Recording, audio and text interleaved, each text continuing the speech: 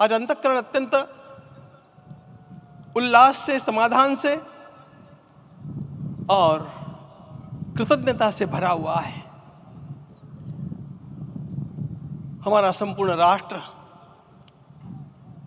और पूरा विश्व भी आज भगवान श्री राम की प्रतिष्ठा से आलोकित होने का पर्व आरंभ हो चुका है। यह केवल एक मंदिर में एक मूर्ति की प्रतिष्ठा नहीं है, यह इस देश की अस्मिता, इस देश का स्वाभिमान और इस देश का आत्मविश्वास, इसकी प्रतिष्ठा है। 500 वर्षों की प्रतीक्षा के पश्चात यह संभव हो सका।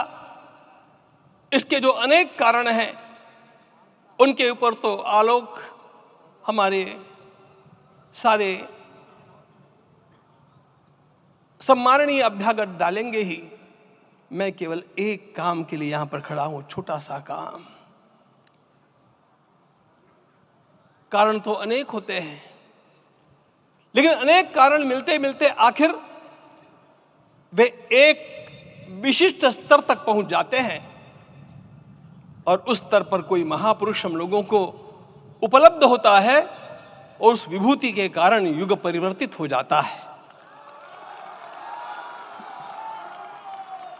इस प्रकार का परिवर्तन लाने के लिए अपने जीवन को साधना पड़ता है और इस प्रकार जीवन साधने वाले हमारे इस देश की परंपरा के अनेक महान रत्नों में आज हम लोगों को समय की आवश्यकता, युग की आवश्यकता, सनातन के अंतःकरण की आवश्यकता के रूप में हमारे सम्माननीय प्रधानमंत्री जी प्राप्त हुए हैं।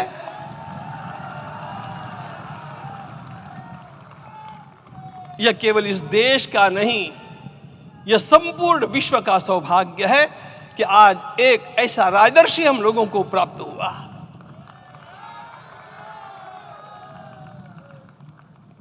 आपके मंगल हाथों से आज प्रतिष्ठा होने की बात थी, वह स्वाभाविक भी था, वो होना ही था मित्रों।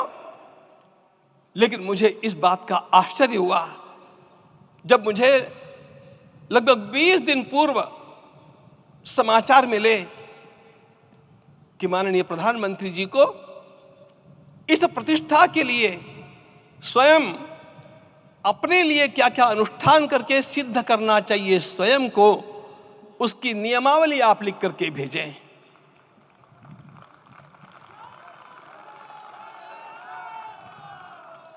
जिस प्रकार का हमारे देश का राजनीतिक माहौल है, कोई भी आकर के किसी भी समय कुछ भी कर्म करके चला जाता है, वो उद्घाटन हो, चाहे पौधारोपण हो, चाहे कुछ भी हो, लेकिन उसके लिए मैं अपने को सिद्ध करूं, इस प्रकार की भावना कहां होती है? यदि किसी ने पूछा तो मैं कहूंगा कि यहां होती है। भगवान श्री राम की प्रतिष्ठा करनी है।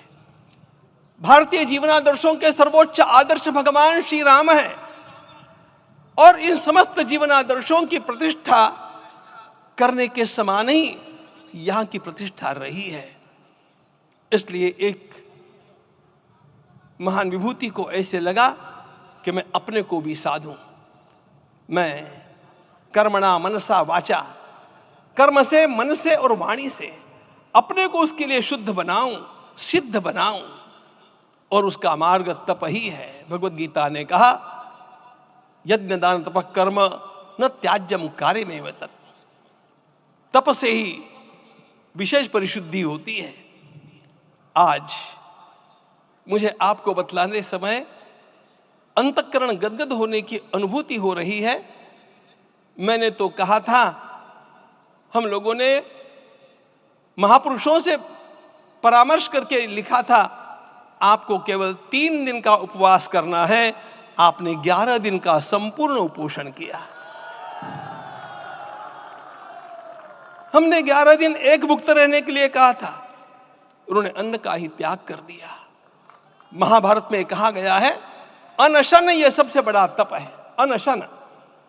और उसको उनके जीवन में साकार होते हुए मैंने केवल देखा नहीं, मैं थोड़ा तार्किक हूं। आपकी परम पूजनीय माता जी से मिलकर के मैंने उसको रिकन्फर्म भी किया था कि आपका ये अभ्यास 40 वर्षों का है। ऐसा तपस्वी कोई राष्ट्रीय नेता प्राप्त होना यह सामान्य बात नहीं है। वे इन दिनों में हमने कहा था कि आपको विदेश प्रवास नहीं करना चाहिए क्योंकि सांसर्गिक दोष भी आते हैं।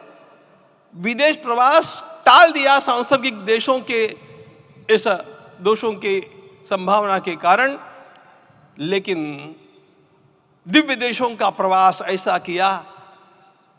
नासिक से आरंभ किया, गुरुवायूर गए, श्रीरंगम गए, रामेश्वरम गए। इन सारे स्थानों पर जाकर के वहां के परमाणुओं को लेकर के और पूरी भारत माता के हर कोनों में जाकर के मानो वे निमंत्रण दे रहे थे कि आइए दिव्य आत्माओं, अयोध्या पधारिए और हमारे राष्ट्र को महान बनाने के लिए आशीर्वाद दीजिए।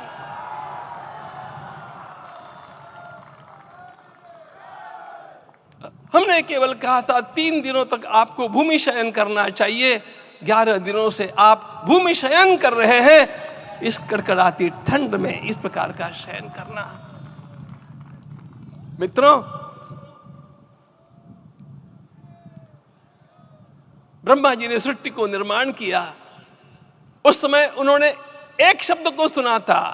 भारत की संस्कृति का सबसे मूल शब्द है तप, तप इति। हमारे पूज्य गुरुदेव के गुरुदेव परम गुरु कहा करते थे, कांची के परमाचार्य जी महाराज, तपश्चर। मैं जब भी उनसे मिलता था वे कहते थे तपश्चर।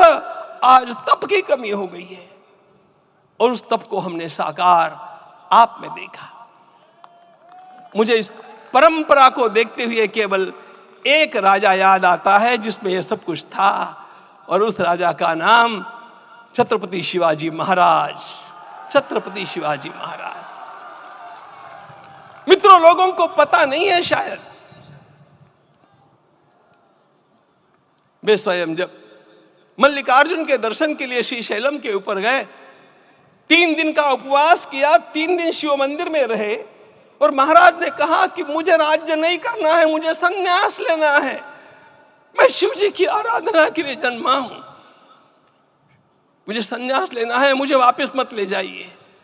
इतिहास का वो बड़ा विलक्षण प्रसंग है। उस प्रसंग में उनके सारे ज्येष्ठ मंत्रियों ने उनको समझाया और लौटा करके लाया कि यह भी आपका कार्य भगवत सेवा ही है। आज हम लोगों को उसी प्रकार के एक महापुरुष ऐसे प्राप्त हुए हैं जिसको भगवती जगदम्बा ने स्वयं हिमालय से लौटा करके भेज दिया कि जाओ भारत माता की सेवा करो। तुम्हें भारत माता की सेवा करनी है। मैं अपने को कभी श्रद्धा रखने के बारे में भावुक नहीं पाता हूं, लेकिन कुछ स्थान ऐसे होते हैं जहां पर आदर के साथ अपना मस्तक अपने आप झुक जाता है। ऐसा एक स्थान हम लोगों को उच्च पदस्थ इस राजर्षि ने जब दिखाया तो मुझे छत्रपति शिवाजी महाराज के गुरु समर्थ रामदास स्वामी महाराज की याद आ गई। उन्होंने शिवाजी का वर्णन किया, निश्चयाचा महामेरु, निश्चयाचा महामेरु, बहुत जनासी आधारू, अखंड स्थितिता निर्धारू, श्रीमंत योगी, श्रीमंत योगी, श्रीमंत योगी। हम लोगों को आज एक श्रीमंत योगी प्राप्त हुआ। आज मैं यहां पर केवल इसलिए खड़ा हूं कि इतने तपस्या के पश्चात इन सारे महात्माओं की अनुमति लेकर के और उनके आशीर्वाद लेकर के उनका यह तप पूर्ण करने के लिए, उसकी सांगता के लिए उनको चरणामृत दिया जा रहा है। आप सबकी सहमति हो तो आप सब लोग ओंकार का घोष करके मुझे सहमति दें।